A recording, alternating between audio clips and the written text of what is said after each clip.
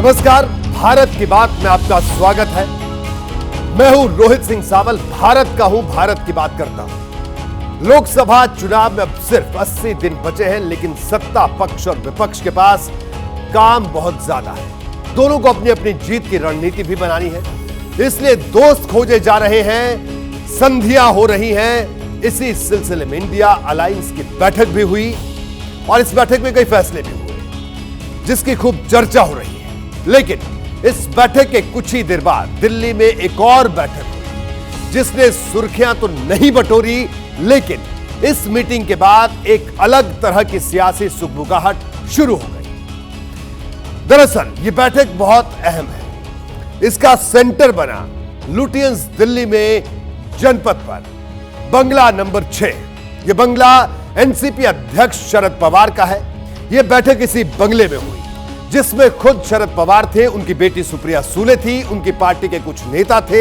लेकिन इस मीटिंग का सबसे खास चेहरा थे यूपी की राजनीति में दलित फेस के रूप में उभरते आजाद समाज पार्टी के राष्ट्रीय अध्यक्ष चंद्रशेखर आजाद। मीटिंग की तस्वीरें चंद्रशेखर आजाद ने ही जारी की और लगे हाथ यह भी बता दिया कि मुलाकात के दौरान गंभीर चर्चा भी हुई। लेकिन यह तस्वीर कोई आम नहीं है। दरअसल शरद पवार और चंद्रशेखर आजाद की मीटिंग वाली ये तस्वीरें जैसे ही बाहर आई, तरह तरह की चर्चाएं होने लगी और इन चर्चाओं के साथ ही कई सवाल भी सिर उठाने लगे। ये सवाल भी बेहद अहम है। पहला सवाल, शरद पवार की पार्टी इंडिया अलायंस का हिस्सा है, फिर गठबंधन की बैठक के कुछ ही देर बाद इस मुलाकात के क्या मायने हैं। दूसरा सवाल, चंद्रशेखर आजाद के साथ शरद पवार की मुलाकात सिर्फ शिष्टाचार तक सीमित है या पॉलिटिकल मैसेजिंग की कोशिश है। तीसरा सवाल, अगर शरद पवार इस मुलाकात के जरिए मैसेज देने की कोशिश कर रहे हैं तो वो संदेश क्या है और किसके लिए है।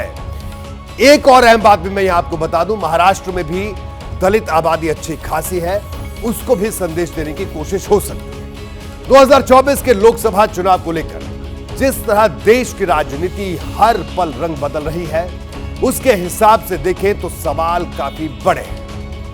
इसलिए मैंने इंडिया अलायंस में शामिल कई दलों के नेताओं से बात की। जो लोग चंद्रशेखर आजाद के करीबी माने जाते हैं, उनसे भी फोन पर लंबी चर्चा हुई। दरअसल बातचीत के बाद यह समझना मुश्किल नहीं रहा कि शरद पवार के जरिए इंडिया अलायंस मायावती को संदेश देने की कोशिश कर रहा है। अब सवाल यह है कि यह संदेश क्या है और मायावती को संदेश देने के लिए शरद पवार को चंद्रशेखर आजाद के साथ मीटिंग क्यों करनी पड़ी, यह जानना जरूरी है। इंडिया अलायंस जिस दिशा में आगे बढ़ रहा है, उसे देखते हुए ये दोनों ही सवाल बहुत ज्यादा अहम है। इसलिए इंडिया अलायंस के जिन नेताओं से मेरी बात हुई, उनसे आगे मैंने दोनों ही सवाल बहुत प्रमुखता से उठाए, तो मुझे खुले तौर पर दो बातों का इशारा मिल गया। देखिए, पहला इशारा, इंडिया अलायंस की सबसे बड़ी पार्टी कांग्रेस मायावती पर प्रेशर बनाने की कोशिश कर रही है। दूसरा इशारा, मायावती को यह संदेश देने की कोशिश हो रही है कि अगर वो इंडिया अलायंस का हिस्सा नहीं बनी तो उनके समानांतर नया दलित फेस खड़ा कर दिया जाएगा। यह इसकी शुरुआत है। इस लिहाज से देखें तो चंद्रशेखर आजाद इंडिया गठबंधन की रणनीति में फिट भी बैठते हैं। उसी उत्तर प्रदेश से आते हैं जहां से मायावती आती है। दरअसल दलित राजनीति का यंग फेस चंद्रशेखर आजाद है। उत्तर प्रदेश से मध्य प्रदेश तक युवाओं के बीच काफी पॉपुलर है। सिर्फ 3 साल के भीतर कई राजनीतिक आंदोलन चलाकर वो अपनी पॉलिटिकल रीच भी बढ़ा चुके हैं और मायावती की तरह उनकी राजनीति भी कांशी राम के इर्द गिर्द ही घूमती रही है। लेकिन मुश्किल यह है कि चंद्रशेखर आजाद की आजाद समाज पार्टी को अब तक कोई चुनावी कामयाबी नहीं मिली है, इसलिए वो बड़ा मंच तलाश रहे हैं। लेकिन हां, वो क्राउड पुलर जरूर है, इस बात से इनकार नहीं किया जा सकता। जबकि दूसरी तरफ मायावती है, जो 4 बार यूपी की मुख्यमंत्री रह चुकी हैं। 80 लोकसभा सीट वाले उत्तर प्रदेश में बड़ी सियासी ताकत है, इसलिए मायावती अलायंस के लिए कांग्रेस की पहली चॉइस है।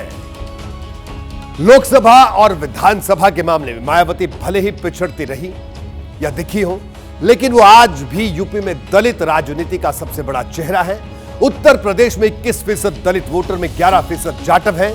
मायावती भी इसी समुदाय से आती हैं, जो अभी भी मायावती के लिए बड़ी ताकत बने हुए हैं और ये 11% वोट बड़ा उलटफेर कर सकते हैं। उत्तर प्रदेश के तमाम नेता पार्टी आलाकमान से कह चुके हैं कि मायावती को इंडिया अलायंस में शामिल नहीं किया गया तो यूपी में बीजेपी को हराना मुश्किल है। कांग्रेस के कई नेता यह बात कह चुके हैं, लेकिन मायावती हर चुनावी गठबंधन से दूरी बनाकर चल रही हैं।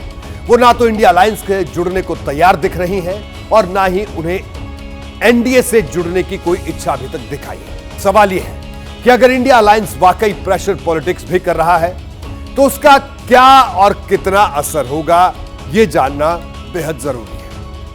कहीं जाना ना जाना, गठबंधन होना ना होना, इसका अख्तियारात केवल कुमारी बहन मायावती जी को हैं। पर एक बात पक्की है, यूपी में 13.5% वोट हमारा इंटैक्ट है। जिधर चले गए उधर ही जीत होती चली जाएगी। पर एक चीज तो पक्की है, कोई मीटिंग हो, कहीं गठबंधन हो, कहीं भी कोई भी बात हो, कहीं भी कोई सी भी पार्टियां सारी इकट्ठी कर चर्चा बसपा की आती। क्यों? क्योंकि 13.5% वोट इकट्ठा है और हमारे बगैर यूपी किसी की नहीं सर, हमारे बगैर यूपी किसी की नहीं।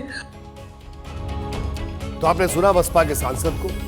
यह सच है कि अलायंस का कोई भी फैसला मायावती खुद करेंगे और फिलहाल उनकी पार्टी इंडिया अलायंस के साथ जाने को कतई तैयार नहीं दिख रही।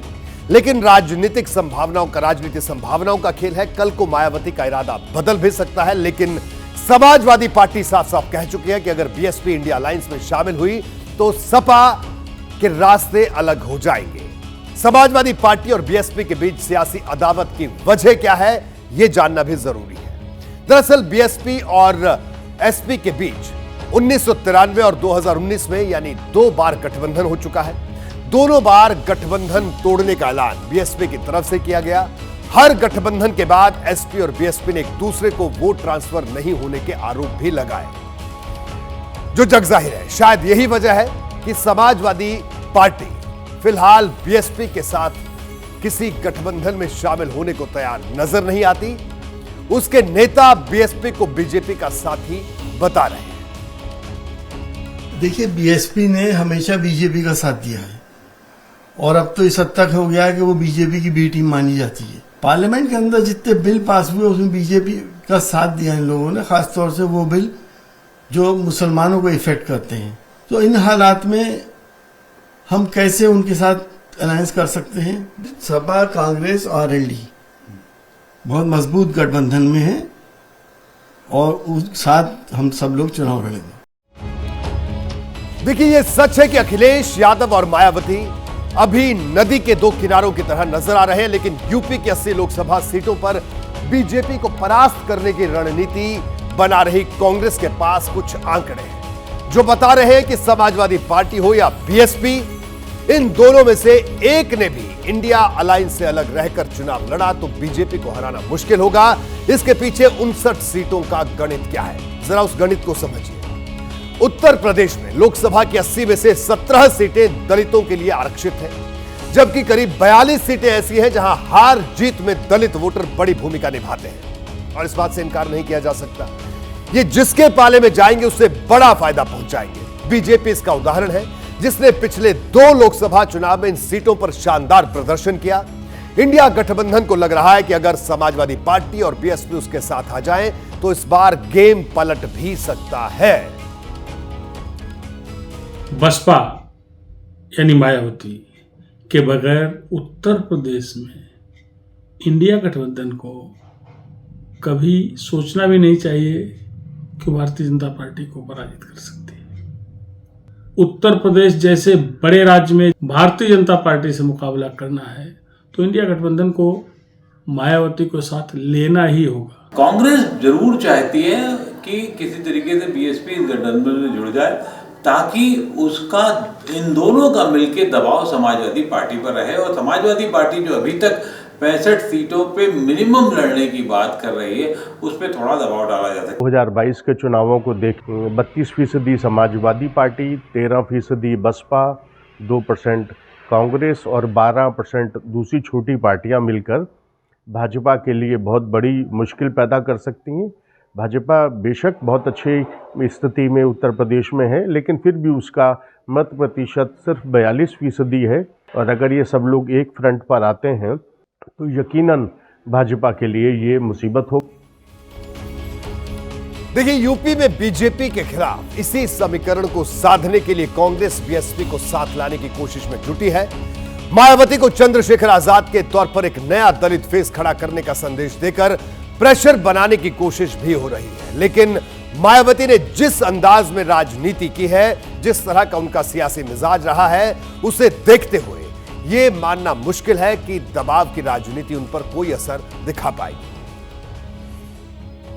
वैसे मैं कतई नहीं मानता हूं कि मायावती इंडिया गठबंधन के साथ जाएंगी या मायावती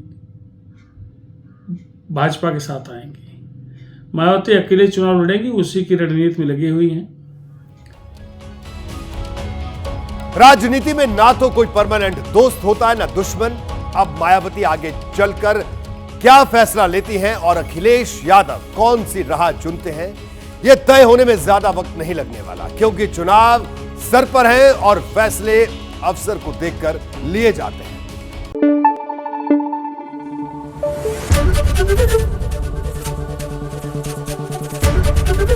एबीपी न्यूज आपको रखे आगे।